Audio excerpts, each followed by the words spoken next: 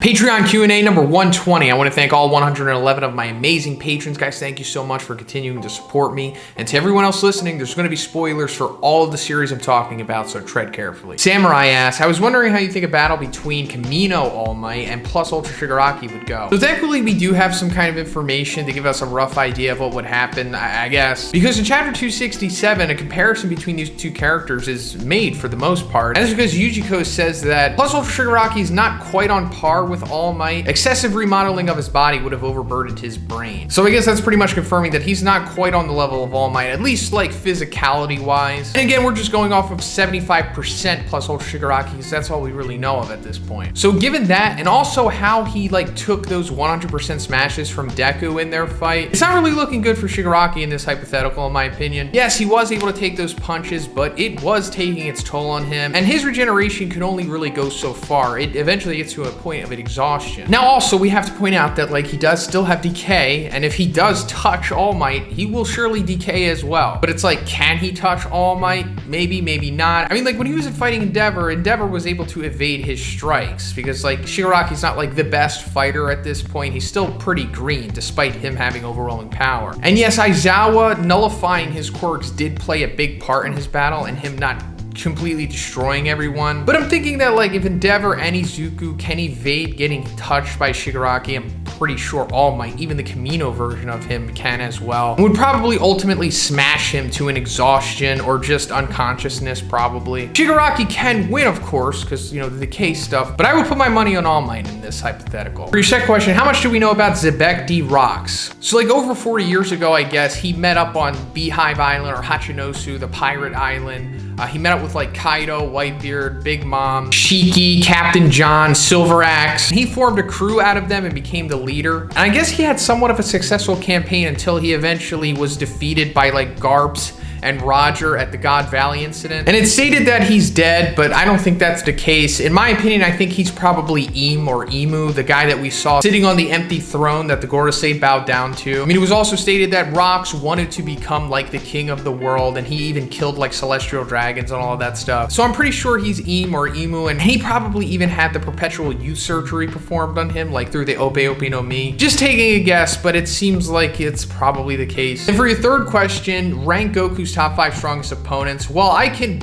say who his 5 strongest are, but putting them in like order is difficult because they're like at ambiguous levels of power pretty much. It's really hard to say like definitively who is stronger than who in this list, but it's like Beerus, Jiren, Moro, Broly, and Toppo in my opinion. And then for your last question, would Shinso's quirk work on Gigantomachia? I think so. I don't even think he needs to trick Gigantomachia into thinking that it's Shigaraki talking, because Gigantomachia wouldn't have any preconceived knowledge of Shinso's quirk at this point, I guess. So if he just responded to Shinso, I assumed that he would fall under his control. And I mean, unless Gigantomachia is so unbelievably powerful that he could just muscle through it somehow, or maybe when he goes into like that jaw faceplate mode thing, maybe that could snap him out of it possibly. But on paper right now, it seems like he would probably fall under Shinso's quirk. Wolffire54 asks, do you think Blast can read minds? Because when he puts his hand on Tatsumaki's head, he sees a picture of Fubuki. That's a great observation, and I didn't even point this out in my chapter review about Blast. I think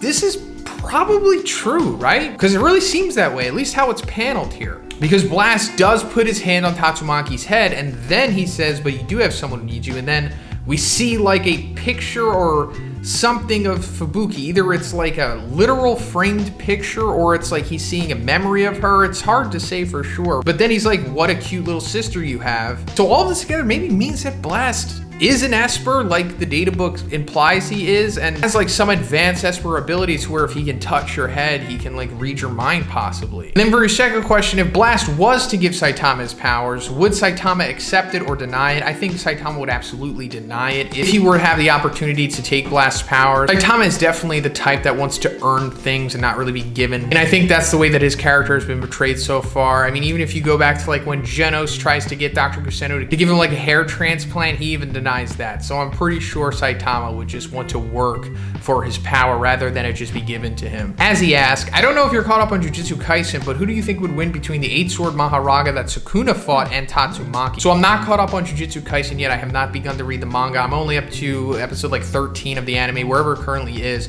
but I will eventually do that, so I don't have an answer to this question yet. But in order for this Maharaga to compete against Tatsumaki, he needs to be outrageously powerful. Like, look at Tatsumaki's feats going against Sairochi, and then compare that to Maharaga's feats, or at least just the implication of his feats. If they're not coming close to that, he's probably gonna lose here. Beowolf asks, do you have any New Year resolutions? So I don't really have resolutions. I think that's something that maybe sets people up for failure, especially if they're not already a disciplined person. I basically just have goals for every year, and for this year, it's pretty much the same. I just want to grow as much as I can as both a creator and a person, and put out as much varied, quality content as I can, I guess. And then for your second question, what if Rengoku survived and was replaced with Himejima against upper rank number 1? So like you said, you know, if he were to give time to develop the mark and had a little more training, I think he possibly could have still gotten the job done there if he was replaced with Himejima against Kokushibo, because like Himejima definitely did play a big part in them winning there, and I think it would have been a higher difficulty, and he probably still would have wound up dying anyway, but I think that he could have did it. And with the assistance of the others, of course. Boxsteam asks, why is King ranked 7 in the S class when others like Silverfang, Atomic Samurai, and Child Emperor are ranked above him? That's a good question. I think it ultimately comes down to just 7 being the lucky number, and King's ability being luck-based. It kind of matches up. And I know that originally he's ranked 6th, and then Metal Knight does his feats against the Meteor, and he's moved up to 6th, and then King becomes 7, but that's also before we even have any grasp of who King truly is as a character. And even though King gets the moniker of the strongest man on Earth, even all of the other heroes see him as pretty much the strongest, he's still not number 1, which is weird. I think it just comes down to wanting him to have the 7th rank because of the lucky number thing. And also the rankings really don't make sense anyway. But if you really want to get pedantic about it, you could just say that King isn't really that active, and that the heroes who are ranked above him are just more active than him, possibly. Chase C asks, what would happen if Drive Knight fought Black S? I think Drive Knight would probably have a good chance at taking him down, especially if he came in prepared and was like to analyze him beforehand, because he does still have some data on him, at least what he gave to Genos. So depending on how powerful the blast or whatever he can produce to like even vaporize Black S, then he could get the job done. But it's hard to say if he could defeat Golden S, because we still don't know what the peak of Drive Knight's power is. Like what his possible King Shogi piece form could be, if he even has it. So ultimately, this is just a hard matchup to say right now, because we haven't seen either of them at their peaks in the manga yet. But I'll say that Drive Knight could probably get the job done against Black S, if any S-class hero could, but it's not guaranteed, of course. Crazy Iguana asks, who would win between Golden S and Monster Amai? Another hard one to say, because we haven't seen Golden S or even Monster Amai in the manga yet, but I'll say that Golden S has way more hype and implied power than Monster Amai, at least it seems that way, so Golden S would probably win, but it wouldn't be easy. Delamante asks, why do you think Sukuna cares so much about Fushiguro? I believe it's more than just his hidden potential.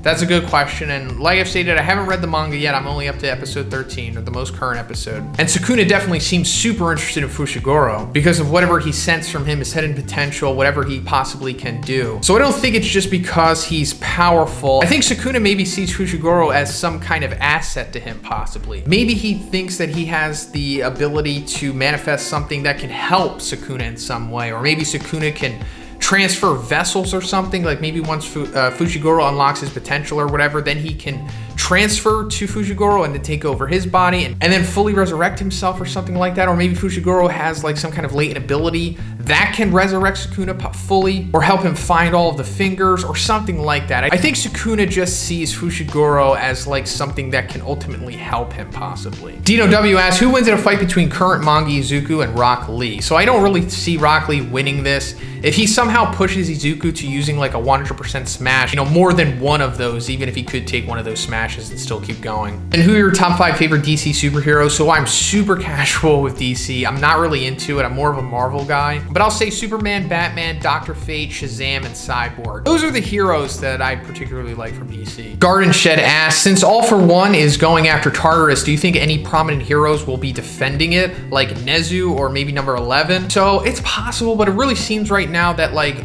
if there are any available heroes who are even somewhat powerful, they're probably going to be helping out with the efforts of like rescue and evacuation and just overall recovery of society, because it's a very fragile state right now. And that's ultimately why All For One is probably going after Tartarus, because he knows that. And as for Nezu, and if he were there, I don't know what Nezu can do, because we haven't really seen Nezu in combat outside of that exam where he was like controlling that wrecking ball. So I guess Nezu would need some kind of hero equipment, or he would need to take over the security system of Tartarus or something like that. And even then, I don't know if that's enough to take down the near high end with the limited abilities of All For One in plus Ultra Shigaraki. I'm just not sure what Nezu could do without us knowing what he is truly capable of, which we don't right now. Like I said, number 11, if he did show up, it would be a tall order for him to be able to take down multiple of these near high ends. So right now, I just don't think it's looking good for Tartarus. Garrett M asks, who would win in an eating contest? Genos, Luffy, Pig God, Goku, Shaggy from Scooby-Doo, or my brother? He ate a 1 pound burger in under 5 minutes. Hey, that's pretty impressive.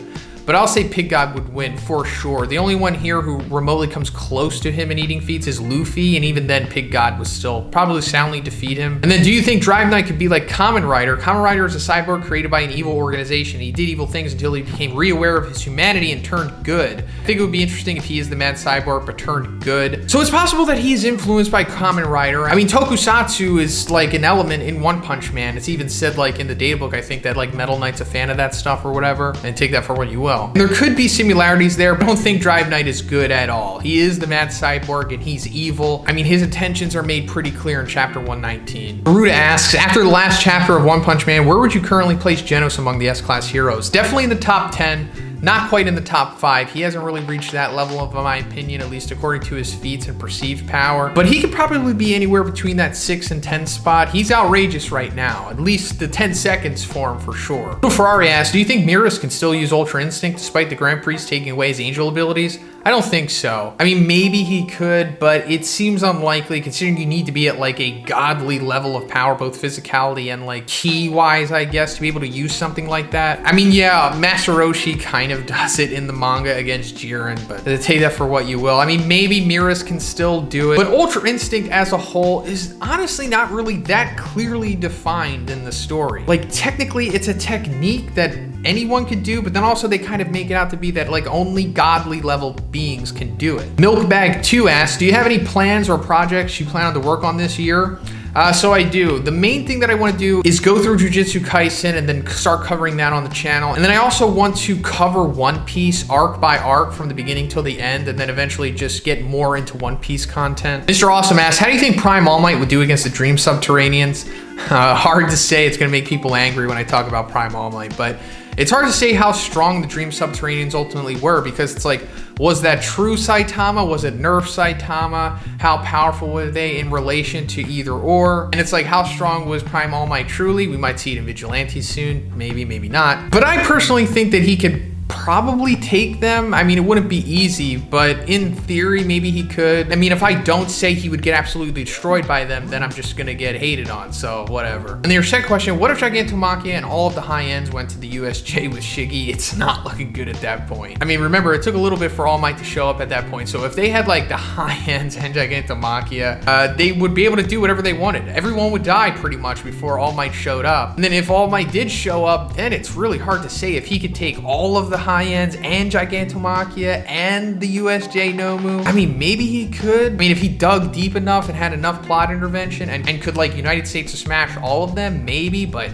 man, that's a big if. Natedawg asks, what's the most hype you've ever gotten for a scene in anime? That's a good question, and maybe like when All Might does the United States to smash to All For One and then like, you know, raises his hand afterwards. I mean, I was so unbelievably hyped for that, but also like when All Might, you know, knocks the USJ Nomu out of the park, that was incredible. And then just all of Boros versus Saitama, or at least when he goes Meteoric Burst, that was super hyped as well. Paper Wario asks, do you think All For One has a super intelligence quirk? Well, it's not explicitly stated that he does, but he probably does if I were to just take a guess. I mean, like you stated, he is super intelligent and very good at planning things. And it could just be experience. He has lived for like over 100 years, so maybe it's just that. But I really wouldn't be surprised if he somehow got a super intelligence quirk. I mean, Nezu has one, and then that one girl from the provisional license filler has them too, so he probably has it. Why not? And then your second question, could Kuroiro's black quirk take over a high-end Nomu? That's a great question, and in theory he could, because he took over Dark Shadow, so I guess he could take over the high-end Nomus as well, unless they're like so powerful that they could just muscle through his quirk, which is a possibility, but it seems like on paper he could do it. But as for him activating their quirks, unsure about that. He would be taking over more than just the blackness of their body. He'd be like controlling their brains and everything and their quirk factors, which I don't think he can do because they're technically not black. So at the minimum, he could control their like body, you know, the skin blackness stuff, but not sure about their quirks. Sean H asks, what would happen if the events of Death Note were to set in the One Punch Man world? Would Light be more like Kira or Garo? Would it be disaster level god? So it's hard to say in my opinion because he wouldn't be going after like criminals as much like he was in Death Note. You know, since there is the element of monsters in the One Punch Man world, they're like the main threat. But I don't really know how that would work with the Death Note because we don't truly know the names of the monsters unless like Crablante is his true name, and if you write Crablante down in the Death Note, it would work. But he would for sure eventually become obsessed with power anyway and would bring out the true psychopathic nature of him. He would be even worse than Garo and probably just become full-blown Kira regardless. But as for him being disaster level god, unsure. I mean, if he started killing like Tatsumaki with the Death Note, like if it was powerful enough to kill like Blast and Tatsumaki and like Metal Knight and King, then he probably would be seen as disaster level god. You know, if someone wasn't able to figure out who he was, like I'm sure there's, you know, probably somebody in the world of One Punch Man as intelligent as L to some degree that could maybe figure it out possibly. I'm not saying one of the S-Class heroes could because they don't really seem quite on that level of L, or at least they haven't shown it to be yet. Snowpeas asks, what if everyone in the S-Class were at their peak when fighting Awakened Garo, Flash with the Scrolls, Prime Silverfang? Would Garo have a harder time taking down the heroes, or would there be no competition? So you're talking about the heroes that were already fighting him? Because if you were, like, Silverfang wasn't even there until the very end when he was already defeated. But if you're talking about all of the S-Class, they wouldn't even have to be at the peak of their power. I think if every single S-Class hero was there, like Metal Knight, Blast, Tatsumaki, he would probably defeat Awakened Garo.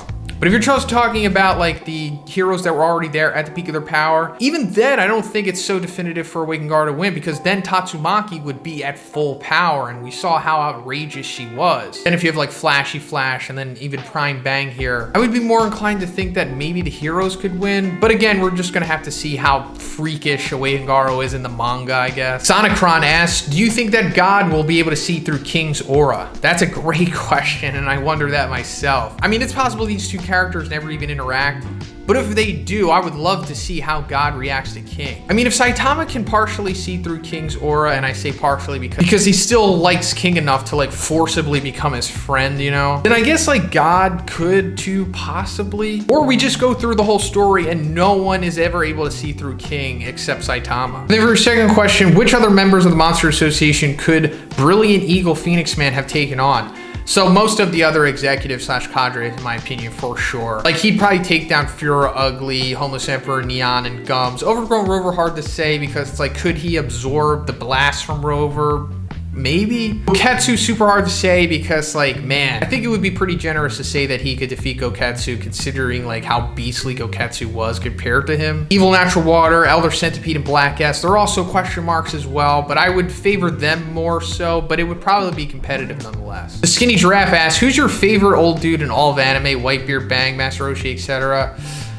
Maybe Silverfang. I mean, he's pretty awesome. Master Roshi is meh, he's fine, and Whitebeard is, you know, Whitebeard, he's incredible. I really do like Bang. He's a pretty layered character in my opinion. And your second question, you have a bunch of nicknames, Z, Big Z, Z-Man. Do you have a preference for a nickname or do you really not care? I don't have a preference. I just really appreciate that people give me nicknames at all. I mean, like, in my opinion, that means that people care enough about me to even give me a nickname. So it's all good to me. That's pretty much it for the video today, guys. Once again, I want to thank all 111 of my amazing patrons. If you would like to be in next week's Q&A, check out the Patreon page. The $5 tier will give you access to this video. And if you haven't already, please subscribe as well, guys. Have a great day. I'll see you in the next one.